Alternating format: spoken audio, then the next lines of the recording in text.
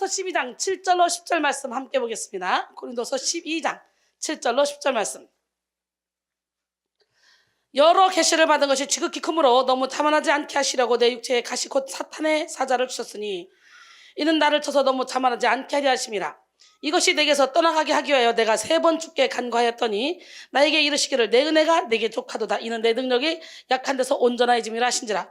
그러므로 도리어 크게 기뻐함으로 나의 여러 약한 것들에 대하여 자랑하리니 이는 그리스도의 능력이 내게 머물게 하려 함이라. 그러므로 내가 그리스도를 위하여 약한 것들과 능력과 궁핍과 박해와 곤고를 기뻐하노니 이는 내가 약한 그때에 강함이라. 예, 약할 때 강함 주시는 그 하나님을 우리는 온몸으로 체험해야 될 줄 믿습니다. 내가 강할 때 강함 주시는 게 아니라 내가 약할 때 강함 주셔요. 내가 막 잘 나가려고 몸부림쳐서 잘 나가는 게 아니라 우리 하나님께 나의 삶을 맡겨드릴 때 잘 나갈 수가 있어요. 잘 나가는 것은 세상 사람들이 보는 그런 것이 아닙니다. 세상 사람들은 그저 돈 잘 벌고 좋은 집 살고 좋은 차 타고 자녀가 공부 잘하고 성공하면 잘 나간다고 생각하지만 하나님 안에서는 그게 아니에요. 하나님 안에서는 철저히 내 힘을 빼고 하나님께 나 자신을 완전히 내어드리고 성령의 인도를 받고 살아가는 것이 진짜 잘 나가는 거예요. 오늘은 천국의 역설 위대한 약자라는 제목으로 함께 은혜를 나누기 원해요. 천국의 진리는 온통 역설로 가득합니다. 역설은 겉보기에는 모순되어 보이지만 실제로는 진리가 담겨있는 말이죠. 낮아져야 높아진다. 주라 그려면 받으리라. 죽어야 산다. 가난해야 부유해진다. 먼저 된 자가 나중된다. 나중된 자가 먼저 된다. 등등 말들이 막 역설입니다. 무엇보다도 중요한 것은요, 십자가의 역설을 깨닫는 거예요. 가장 수치스러운 십자가가 하나님의 지혜와 능력을 계시하는 곳이 되었습니다. 하나님의 아들이 죽으심으로 우리가 구원을 얻는다는 이 복음의 진리는 역설이 아닐 수가 없죠. 우리가 성경에 나오는 역설적 진리를 잘 이해할 때 하나님의 본심을 알게 되고 그리고 통찰력과 능력을 갖게 됩니다. 창세기로부터 요한계시록에 이르기까지 성경은 역설적인 십자가의 진리를 증거하고 있습니다. 특히 성육신하신 예수님은 산상수훈을 통해 역설의 진리를 증거하셨고 공생애를 통해 역설의 삶을 직접 우리에게 보여주셨습니다. 마태복음 5장 3절로 12절까지 보니까 10년이 가난한 자는 복이 있나니 천국이 그될 것이며 애통하는 자는 복이 있나니 위로를 받을 것이요 온유한 자는 복이 있나니 땅을 기업으로 받을 것이요 의에 줄이고자 목마른 자는 복이 있나니 그들이 배부를 것이요 긍휼히 여긴 자는 복이 있나니 그들이 긍휼의 기업을 받을 것이요 할렐루야. 마음이 청결한 자는 복이 있나니 그들이 하나님을 볼 것이요 화평케 하는 자는 복이 있나니 그들이 하나님의 아들이라 일컬음을 받을 것이며 의를 위하여 박해를 받는 자는 복이 있나니 천국이 그들 것이며 나로 말미암아 너희를 욕하고 박해하고 거짓으로 너희를 거슬러 모든 악한 말을 할 때는 너희에게 복이 있나니 기뻐하고 즐거워라. 하늘에서 너희 상이 큼이라. 너희 전에 있던 선지자들도 이같이 박해하였느니라. 역설의 진리를 깨닫지 못한 사람에게는 심령의 가난함은 축복이 아니라 저주입니다. 애통하는 삶은 형통이 아니라 불쌍한 삶입니다. 역설의 진리를 깨닫지 못한 사람들은 의에 줄이고 목마른 삶을 이해하지 못합니다. 박해받고 고난당하는 삶을 꺼려합니다. 역설의 진리를 이해하지 못하는 사람들은 성경을 문자적으로만 봅니다. 성경을 통해 성령의 감동을 이해하지 못합니다. 하지만 역설의 진리를 깨달은 사람들은 천국의 역설의 깊이를 영으로 느낍니다. 역설의 진리를 깨달은 사람들은 진리로 말미암는 자유를 경험하고 말씀을 통해 열리는 천국을 누립니다. 영적인 것은 영적으로만 분별할 수 있어요. 고린도서 2장 13절로 14절 우리가 이것을 말하거니와 사람의 지혜가 가르친 말로 아니하고 오직 성령께서 가르친 것으로 하니 영적인 일은 영적인 것으로 분별하느니라. 육에 속한 사람은 하나님의 성령의 일들을 받지 아니하나니 이는 그것들이 그에게는 어리석게 보이며 또 그는 그것들을 알 수도 없나니 그러한 일은 영적으로 분별되기 때문이라 그랬어요. 오늘 본문은 예수님의 역설적인 삶을 본받은 사도 바울이 증거하는 역설적인 진리입니다. 사도 바울은 약할 때 강하다라고 외치며 위대한 약자로서의 삶을 누렸습니다. 여러분 모두가 위대한 약자 속에 담긴 천국의 역설을 깨달아 연약하지만 가장 강하고 위대한 삶을 살기를 소원합니다. 세상 사람들은요 약한 것을 싫어합니다. 그래서 튼튼한 몸을 만들기 위해서 강한 힘을 발휘하기 위해서 운동을 하고 누구도 넘볼 수 없는 지식을 갖기를 위해서 공부를 합니다. 열심히 돈을 법니다. 하의 추종을 불허하는 미모를 갖기 위해서 노력하기도 하고 엄청난 돈을 벌어서 떵떵거리며 살려고 애쓰기도 하죠. 세상 사람들은 소유가 곧 힘이라고 생각합니다.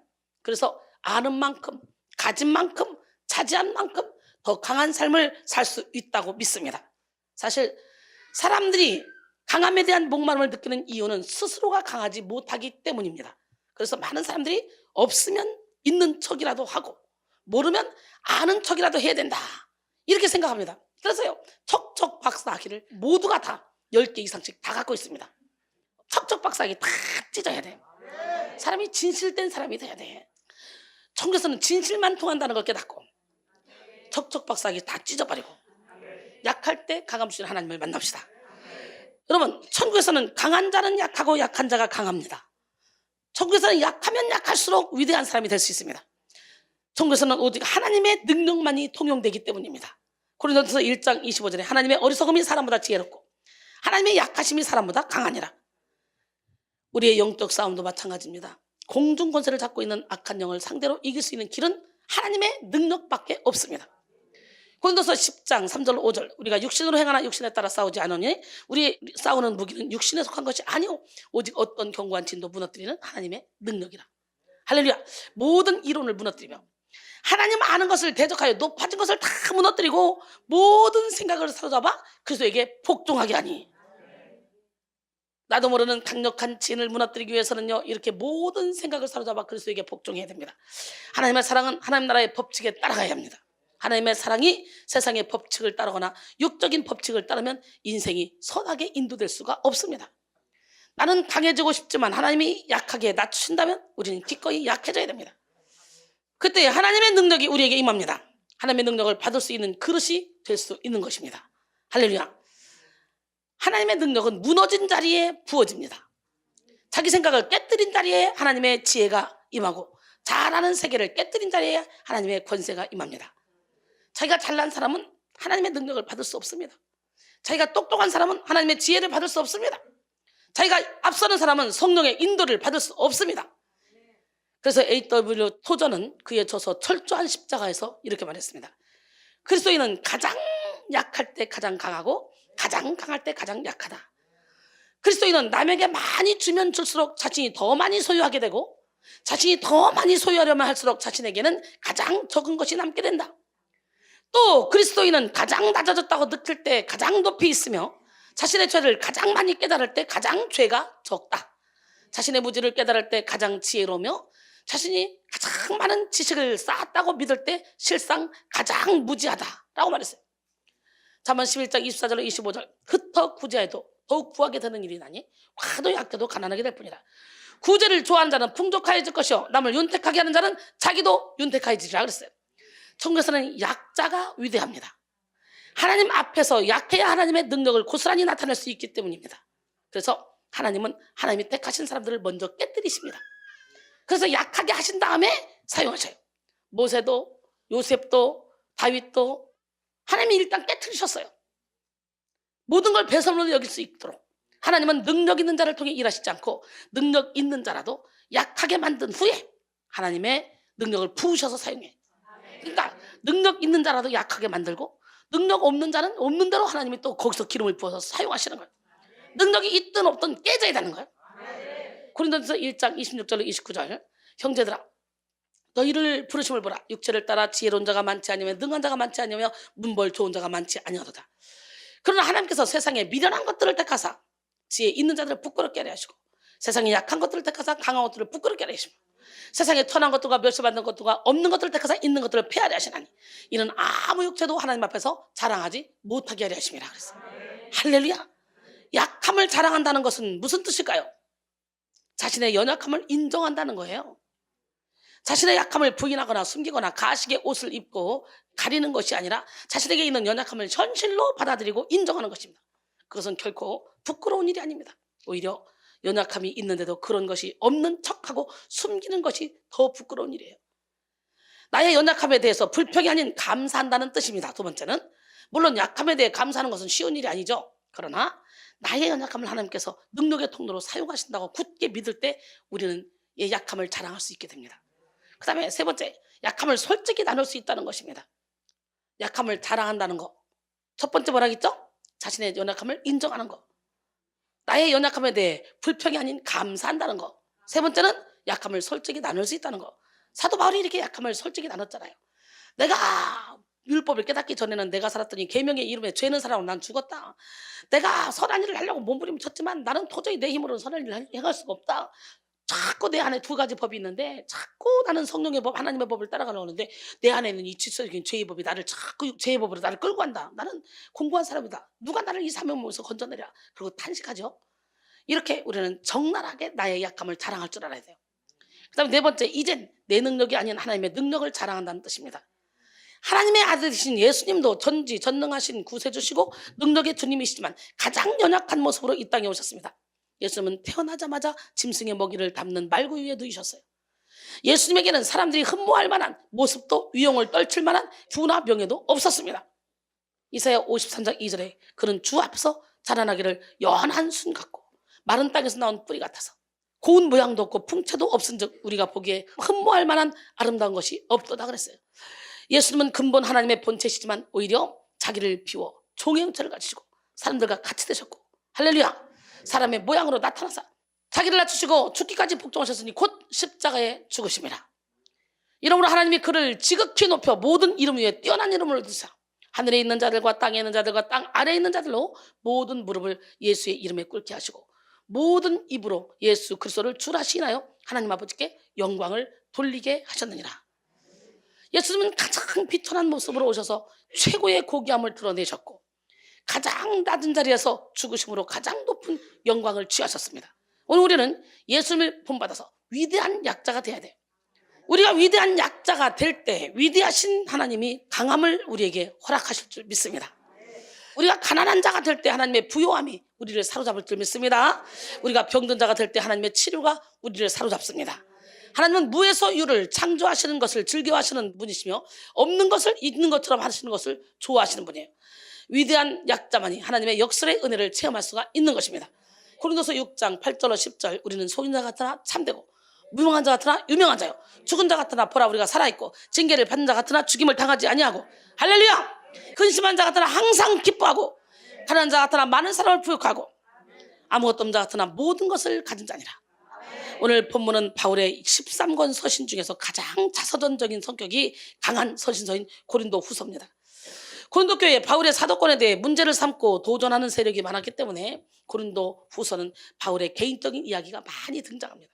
바울은 이런 세력들을 염두에 두고 고린도 후서를 통해서 자신의 사도권을 변호하면서 다소 흥분된 감정으로 자기의 사적인 이야기를 했습니다.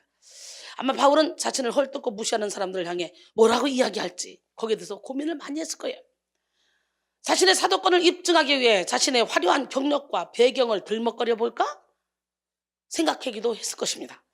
사실 바울만큼 학벌 좋고 집안 좋고 능력 있는 사람도 드뭅니다. 사도행전 22장 3절에 보니까 나는 유대인으로 길리기아 다소에서 났고 이 성에서 자라 가말리엘의 문화에서 우리 조상들의 율법의 엄한 교육을 받았고 오늘도 이 모든 사람처럼 하나님께 대하여 열심히 있는 자라 그러죠. 사도 바울은 배경도 출중한 사람이었지만 사역의 업적도 화려하게 이룬 사람이었어요. 유대교에 아주 열심히 특심이라 그런 수많은 어려움을 뚫고 이방인의 지역을 두루다니며 수많은 교회를 개척하게 됐죠. 언제? 예수 그리스도를 만난 이후에 예수의 보혈의 피로 씻겨져서 이전 것은 지나갔으니 새 것이 되었다. 그러면서 이제 하나님 나라 확장을 위해 이방인을 위해 아주 사역도 엄청나게 많이 펼쳐나갔습니다. 이렇게 사도 바울은요 자신의 모든 삶을 그리스도의 복음을 위해 바친 그런 사람이었습니다. 고린도서 11장 22절 28절 그들이 히브리이냐? 나도 그러하며 그들이 이스라엘이냐? 나도 그러하며 그들이 아브라함의 후손이냐? 나도 그러하며 그들이 그리스도의 일꾼이냐? 정신없는 말을 하거니와 나는 더욱 그러하도다.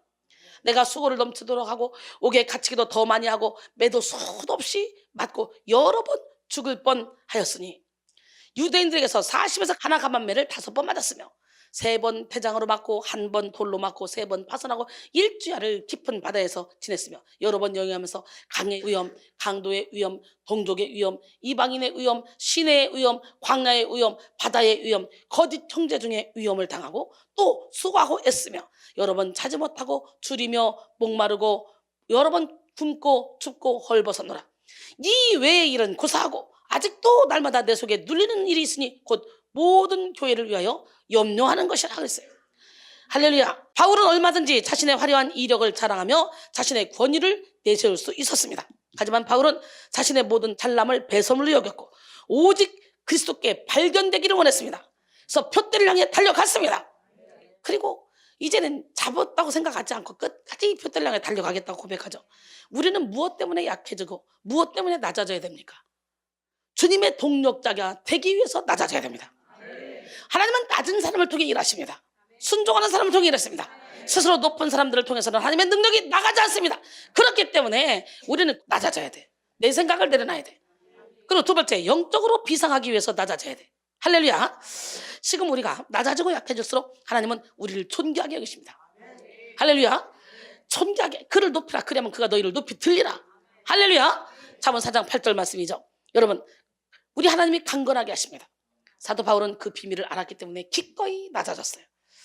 예수로 말미암아 새로워진 바울은 자기의 잘남은 버리고 약함을 자랑하는 사람이 됐어요. 바울은 자신을 핍박하는 사람들 앞에 자신의 약점을 조금도 숨기지 않았습니다. 오히려 자신의 여러 약한 것들을 자랑했습니다. 멋지지 않습니까? 심지어 자신의 약함 외에는 어떤 것도 자랑하지 않겠다고 고백합니다. 자신의 유일한 자랑거리가 약함이라고 말합니다.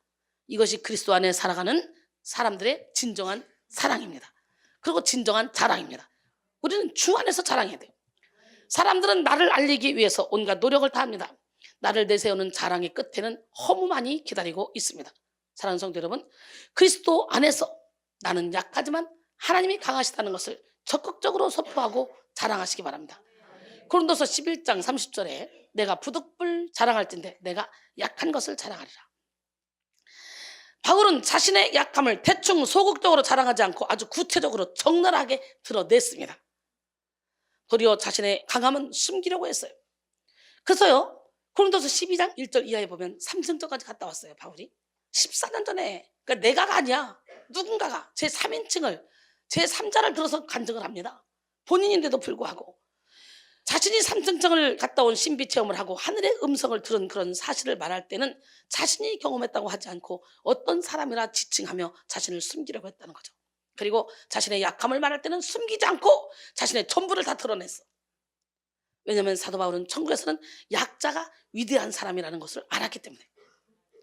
바울은 자신의 연약함을 통해 하나님의 능력이 온전히 나타남을 깨달았습니다. 고린도서 12장 9절에 나에게 이르시기를 내 은혜가 내게 족하도다. 이는 내 능력이 약한 데서 온전해짐이라 하신지라. 그러므로 도리어 크게 기뻐함으로 나의 여러 약한 것들에 대하여 자랑하리니 이는 그리스도의 능력이 내게 머물게 하려함이라. 할렐루야. 여러분이 매우 좋아하는 진주 중에 흑진주라는 것이 있습니다. 이것은 굴, 조개 종류에서 생산되는데요, 먹이를 먹으려고 바다에서 입을 벌리면 모래가 들어옵니다. 그래서 그 끈적끈적한 액체에 모래가 달라붙어 자기 힘으로 빼낼 수가 없는 거예요.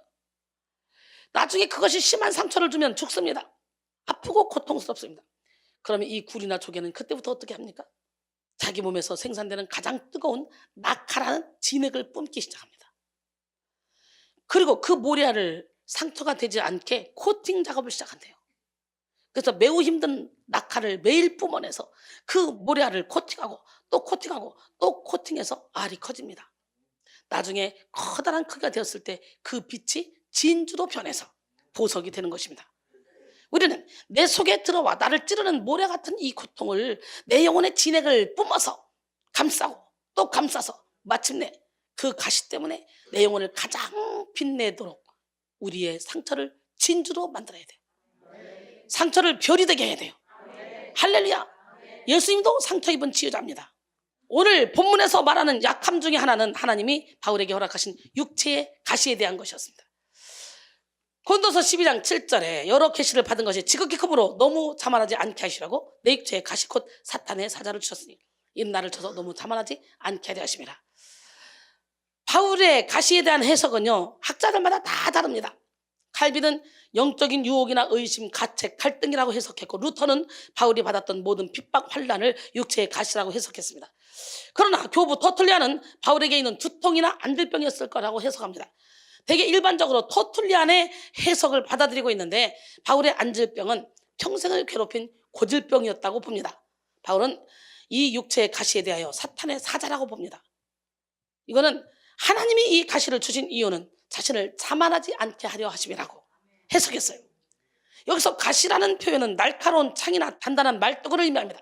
사울은 너무나 고통스러운 육체의 가시로 인해서 자신이 냈을 것은 아무것도 없을 것이라고 생각했을 것입니다. 바울은 이렇게 자신의 몸을 찌르는 가시 때문에 한없이 낮아졌습니다. 바울은 육체의 가시가 자신을 찔러 올 때마다 한없는 초라함, 비참함, 절망함, 고통을 느꼈을 것입니다. 이 가시로 말미암아 결정적인 순간마다 한없이 낮아지는 자신을 발견했을 것입니다. 그래서 그는 그 고통이 제발 사라지게 해달라고 하나님께 3번이나 간절히 기도했습니다. 그런데 하나님은 바울에게 응답을 주시지 않습니다. 하나님은 3번이나 간절히 기도한 바울에게 신유의 응답 대신에 약함이 곧 위대함임을 깨닫는 능력을 주셨어요. 인생의 가시는 내 인생의 장미를 더욱 빛나게 합니다. 인생의 가시는 육신의 정욕, 안목의 정욕, 이생의 자랑으로부터 오는 공격을 막아냅니다. 오직 약함 때문에 하나님만 바라보게 하는 도구입니다. 이 가시는 다른 사람을 찌르는 가시가 아닙니다. 십자가에서 나를 위해 못 박히신 예수님의 아픔에 동참하는 가시입니다. 할렐루야.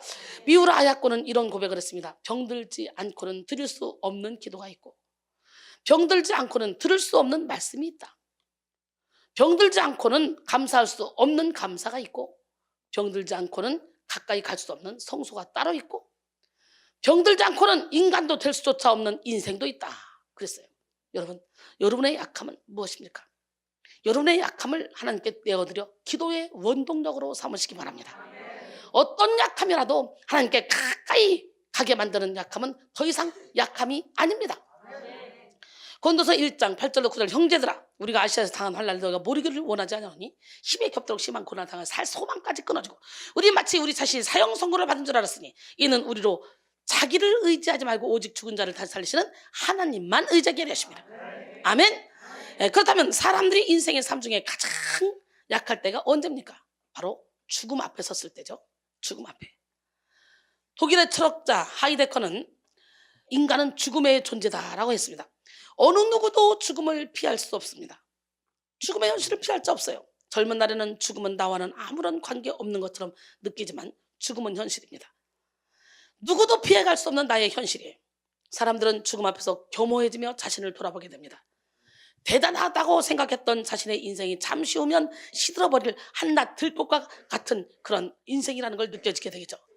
시편 103편 15절에 인생은 그날이 풀과 같으며 그 영화가 들의 꽃과 같도다. 그러므로 인간은 죽음 앞에서 겸손해질 수밖에 없습니다. 그렇기 때문에 우리는 날마다 죽음 이후의 삶을 생각하며 값진 삶을 살아야 돼요. 그러나 우리는 육신의 죽음 앞에서만 겸손해지는 것이 아닙니다. 예수 안에서 죽는 사람은 이 땅에서도 겸손하게 살 수가 있는 거예요. 그래서 사도 바울은 날마다 죽는다고 고백하죠. 그 날마다 죽는 것을 자랑한대요. 그럴 때 우리는 이 땅에서도 철저히 내 이론을 죽이고 예수 안에서 사는 거예요. 우리는 예수 믿는 저와 여러분은요, 죽지 않습니다. 예수를 믿는 순간 사망에서 생명으로 옮겨졌습니다. 그러기에 우리는 이 땅에서도 천국을 누리며 육신의 장막점만 벗으면 영원한 천국으로 갑니다. 그러기 위해서는 우리는 율법을 완성시켜야 되는데, 그 율법의 완성이신 예수님, 그 주님의 사랑이 나를 강권하면 우리는 저절로 하나님의 법을 지킬 수 있고요. 그러면 죽음도 두렵지 않습니다. 사망아 내가 쏘는 것이 뭐냐? 사망이 쏘는 것은 죄요, 죄의 권능은 율법이라. 할렐루야. 로마서 13장 10절에 보니까 사랑은 율법의 완성이라고 말씀하셨죠. 사랑하는 사람이 어떻게 십계명을 어길 수가 있겠습니까? 오늘 이 시간에 여러분 모두가 다 하나님 사랑, 이웃 사랑의 삶을 실천하는 능력을 받기 위해서 성령의 충만함을 받으시고 성령의 인도를 받아야 될 줄로 믿습니다. 여러분, 날마다 예수 안에서 죽어야 주님이 내 안에서 사실 수 있는 거예요. 그리고 예수 안에서 겸손하게 살 수 있는 거예요. 내 힘으로 사는 인생은 하나님의 능력을 경험할 수가 없습니다. 죽는다는 것은 내가 아무것도 아니라는 것을 고백하는 것이며 하나님만 의지할 수밖에 없다는 것을 고백하는 것입니다. 세상 속의 약자는 무능하고 무지해서 쉽게 흔들리는 삶을 삽니다. 그러나 세상 속의 강자는 자기를 과신하기에 하나님을 의지하지 않습니다. 하지만 천국의 약자는 전적으로 진리를 의지하는 삶을 살아가기에 강하고 똑똑합니다. 천국의 약자는 시종일관 포도나무이신 예수님께 붙어있기 때문에 항상 많은 열매를 맺습니다.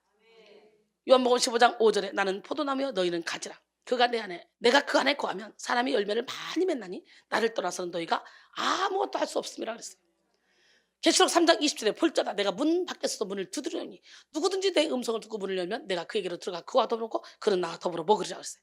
오늘 마음문을 활짝 여시고 주님을 주인으로 모셔드리길 원합니다. 천국의 약자는 하나님의 능력을 받기 위해서 자기의 약함을 그냥 있는 대로 드러내는 사람이에요. 할렐루야. 자신의 약함을 하나님을 의지하는 능력으로 만든다는 거죠. 천국의 약자는. 그래서 연약함을 알고 인정하는 사람의 기도는 강력합니다.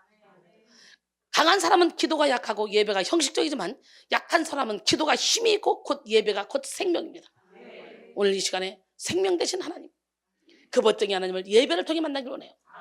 역대하 16장 9절에 보니까 여호와의 눈은 온 땅을 두루 감찰하사 전심으로 자기에게 향하는 자에게 능력을 베푼다는 거예요. 전심으로 자기에게 향한 자들을 향하여 능력을 베푸신 그 주님, 그 주님은 누구 하나님? 삭개오가 돌 무화과 나무, 뽕나무 위에 올라가서라도 예수님이 지나가신 것을 보려고, 키가 작으니까 사람들이 너무 많으니까 볼 수가 없으니까 뽕나무 위에 올라갔어. 뭐 체면이고 뭐고 다 없어. 그리고 볼 때 우리 예수님의 시선이 멈췄고 발걸음이 넘쳤어. 우리는 이렇게 간절한 마음으로 예수님을 찾고 찾음으로 예수님의 발걸음을 멈추게 하고 시선을 멈추게 해야 돼요. 기적의 하나님은 누구 하나님? 예수님의 발걸음을 멈추게 합시다. 예수님의 시선을 멈추게 합시다. 그런 자가 될 때 우리 하나님께서 우리의 모든 결박들을 풀어줄 줄 믿습니다. 결론적으로 오늘 여러분은 강자이십니까? 약자이십니까? 인간적으로 가장 약할 때가 하나님의 역사하시는 최적의 때가 될 수 있습니다. 여러분 모두가 하나님의 위대함을 드러내는 천국의 약자가 되시기 바랍니다. 천국의 약자가 되어 하나님의 능력, 하나님의 지혜, 하나님의 사랑으로 살아가시기를 바랍니다. 위대한 약자가 되어 하나님의 능력을 온전히 드러내고 사명을 감당하는 삶을 살아감으로 많은 열매를 맺으시고 천국을 확장시키는 일에 존귀하게 쓰임받는 우리 모두가 되길 원합니다.